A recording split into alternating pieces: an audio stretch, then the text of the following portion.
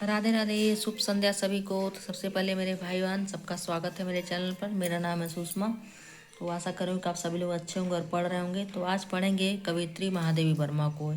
यह छायावाद की प्रमुख कवियत्री हैं और छायावाद के चतुष्टय में आती हैं। तो छायावाद के चतुष्टय में पहले भी मैंने बताया, प्रसाद, पंत, निराला और महादेवी वर्मा त्रिदेव हैं, प्रसाद, पंत, निराला।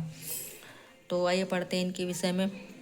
इनका जन्म हुआ 1907 में और मृत्यु 1987 में। तो महादेवी जी सच्चे अर्थों में हिंदी साहित्य मंदिर की देवी थीं। उन्होंने अपनी अनुपम साहित्य प्रतिभा से देवी के समान हिंदी जगत को नवीन जीवन, नवीन दिशा, नवीन भावना एवं नवीन रूप प्रदान किया। उनके काव्य में बुद्ध की करुणा, मीरा की वेदना, सुर की संगीत लहरी तथा छायावादी कविता के सौंदर्य भावना प्रवाहित है। महादेवी जी को वेदना के कारण आधुनिक युग की मीरा कहे जाने का सौभाग्य प्राप्त है। पंत जी के शब्दों में, नवयुग की मीरा बनकर तुम जग प्रांगण में छाई। तो इनका जीवन परिचय, जीवनी देखते हैं। हिंदी साहित्य की इस दीपशिखा का जन्म फर्रुखाबाद के एक संपन्न और शिक्षित परिवार में सन 1907 ईस्वी में हुआ था। इनके पिता श्री गोविंद सर वर्मा भागलपुर के एक कॉलेज में प्रधानाचार्य थे तथा माता श्रीमती हेमरानी देवी बड़ी धार्मिक स्वभाव वाली स्त्री थी। उनकी साहित्य में रुचि थी और कभी कभी कविता भी लिखा करती थी। इस प्रकार महादेवी वर्मा जी को साहित्य अनुराग पैतृक रूप से मिला था। उनके संस्कार अवसर पाते ही विकसित हो उठे। महादेवी वर्मा ने इंदौर में प्रारंभिक शिक्षा प्राप्त करके कास्थवेट गर्ल्स कॉलेज इलाहाबाद से शिक्षा प्राप्त की। तत्पश्चात उन्होंने इलाहाबाद विश्वविद्यालय से सन 1933 में संस्कृत विषय में प्रथम श्रेणी में एमए की परीक्षा उत्तीर्ण की और उसी वर्ष प्रयाग महिला विद्यापीठ की प्राचार्य नियुक्त हुई तथा इसी संस्था की उप कुलपति भी रहीं। इस पद पर उन्होंने बहुत समय तक कार्य किया। 1965 में उन्होंने इस पद से अवकाश ग्रहण कर लिया। महादेवी चांद की संपादिका भी रहीं। उन्हें उत्तर प्रदेश विधान परिषद की सदस्य भी मनोनीत किया गया। उन्हें सेक्सरिया तथा मंगला प्रसाद पुरस्कार से सम्मानित किया गया। उनके साहित्य सेवा के लिए भारत सरकार ने उन्हें पद्म भूषण की उपाधि से अलंकृत किया। इसके साथ ही उन्हें सन 1973 ईस्वी में भारतीय ज्ञानपीठ पुरस्कार और भारत भारती पुरस्कार से सम्मानित किया गया। जीवन पर्यंत साहित्य साधना में संलग्न यह महान विभूति 11 सितंबर 1987 ईस्वी में स्वर्ग सिधार गई।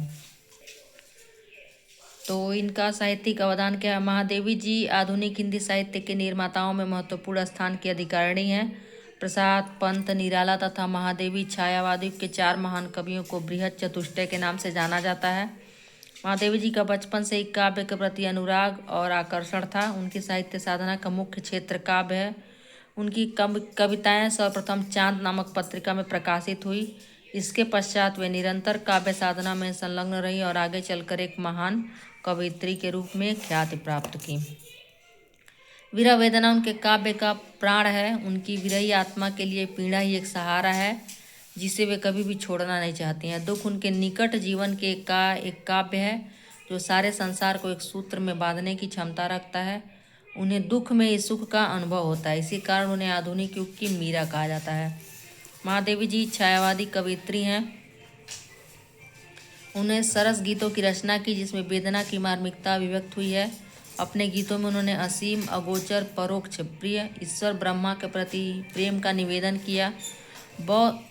बौद्धों के दुखमय तथा करुणावाद का इन पर बहुत प्रभाव है। साहित्य तथा संगीत के प्रति मणिकांचन सहयोग द्वारा गीत की विधि को विकास की चरम सीमा तक पहुंचा देने का श्रेय महादेवी जी को ही है।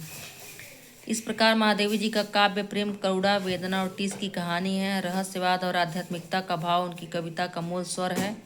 कवि और चित्रकार का जो मेल महादेवी जी में देखने को मिलता है वह हिंदी के अन्य कवियों में नहीं मिलता। तो इनकी प्रमुख रचनाएं हैं। पहला है निहार, संक्षेप में दिया गया। महादेवी वर्मा के इस प्रथम काव्य संग्रह में 47 गीत संकलित हैं। इन गीतों में वेदना का स्वर मुखर हुआ है। रश्मि, इसमें दार्शनिक, आध्यात्मिक और रहस्यवादी 35 कविताएं संकलित हैं। नीरजा, यह रहस्यवादी भावना से पूर्ण 58 गीतों का संकलन है। सांध्य गीत, यह 54 गीतों का संग्रह सुख दुख की भावनाओं से पूर्ण है। दीपशिखा, यह रहस्य भावना और आध्यात्मिकता से पूर्ण 51 गीतों का संग्रह है। इसके अतिरिक्त यामा, हिमालय, सप्तपर्णा, संधिनी और आधुनिक कवि भी महादेवी वर्मा के गीत संग्रह प्रकाशित हो चुके हैं। इनके अतिरिक्त अतीत के चलचित्र, स्मृति की रेखाएं, श्रृंखला की कड़ियाँ आदि महादेवी वर्मा की प्रसिद्ध गद्य रचनाएं हैं। तो काव्य विशेषताएं क्या हैं इनकी? महादेवी वर्मा का नाम छायावादी काव्यधारा के उन कवियों में आता है जिन्होंने द्विवेदी युग की इतिवृत्तात्मकता, नैतिकता, पौराणिकता और उपदेशात्मकता को छोड़कर भाविक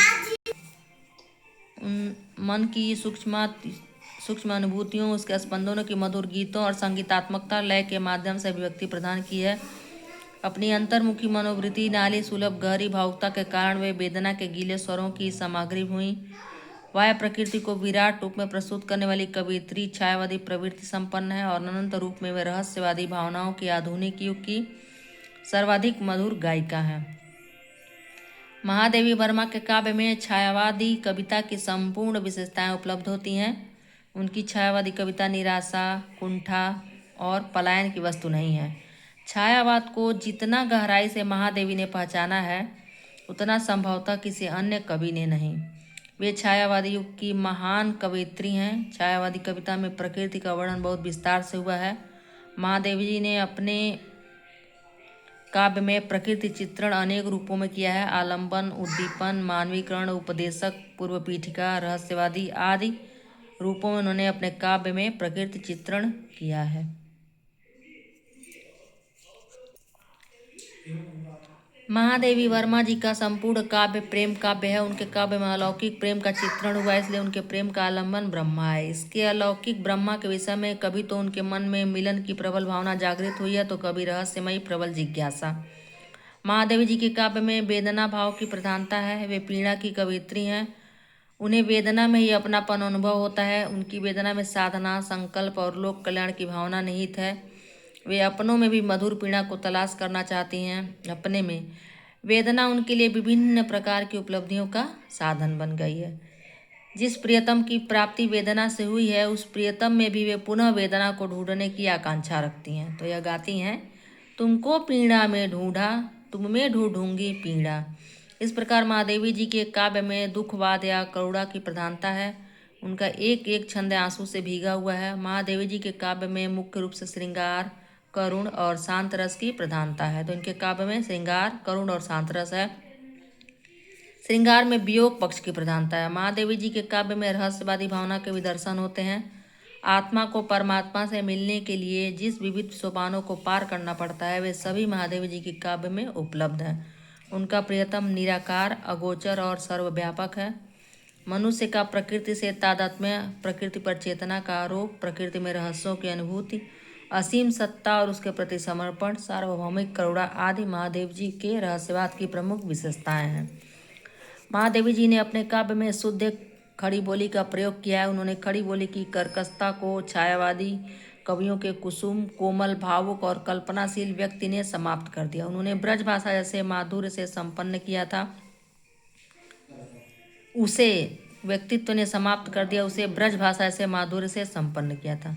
कवयित्री ने अपने व्यक्तित्व की सहज करुणा, संवेदनशीलता और संगीत बोध के द्वारा उसमें अभूतपूर्व माधुर्य तथा मानव और प्रकृति जगत के सूक्ष्म स्पंदनों को अभिव्यक्त करने की क्षमता भर दी। तत्सम शब्दावली गीतों को एक गरिमा से अभिभूत कर देती हैं। चित्रात्मकता और लाक्षणिकता महादेवी वर्मा की भाषा के प्राण हैं। उन्होंने अपने काव्य की रचना मुक्तक गीत शैली में की है। उनकी शैली में प्रतीकात्मकता और सांकेतिकता की प्रधानता है। वैसे भी महादेव जी के काव्य में प्रतीकों की बहुलता है।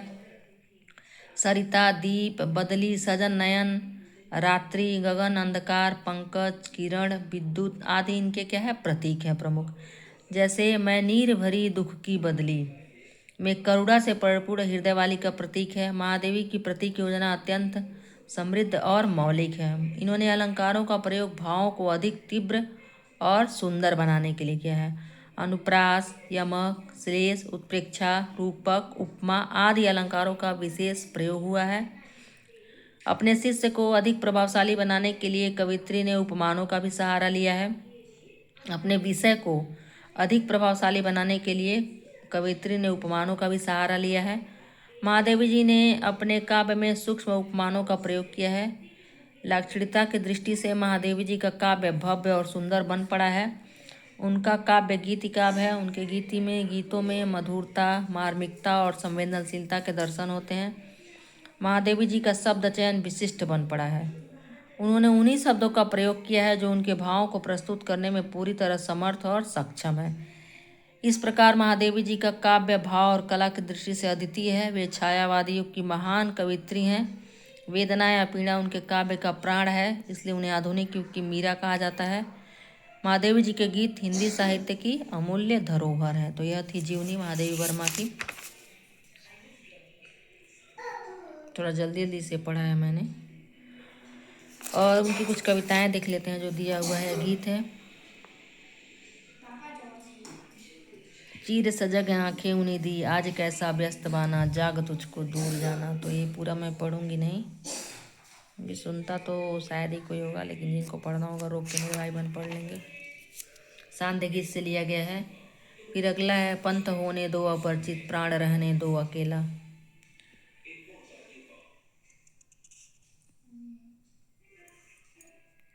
ये दीपशिखा से लिया गया है। फिर अगला है, मैं नीर भरी दुख की बदली, क्रंदन में या हाथ विश्वासा, नैनों में दीपक से जलते, पलकों में निर्झड़ी मछली, मैं नीर भरी दुख की बदली।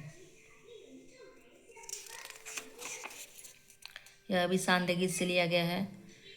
फिर है, सजल है कितना सवेरा, गहन तम में जो कथा इसकी न भूला, अश्रु से नभ के चढ़ा सिर फूल फूला, झूम झुक झुक कह रहा हर श्वास तेरा। सजल है कितना सवेरा यह लिया गया है दीपशिखा से। और अनुकरणीय लाइनें हैं, प्रमुख लाइनें। यह आधुनिक काल की कवि हैं। प्रश्नोत्तर देखते हैं। जन्म काल 1907। 1907 में बच्चन सिंह और हरिवंश राय बच्चन और महादेवी वर्मा और हजारी प्रसाद द्विवेदी, तीनों लोग का जन्म 1907 में हुआ है। मृत्यु 1987। जन्म स्थान फर्रुखाबाद। पिता का नाम गोविंद शर्मा, माता का नाम हेमा रानी देवी।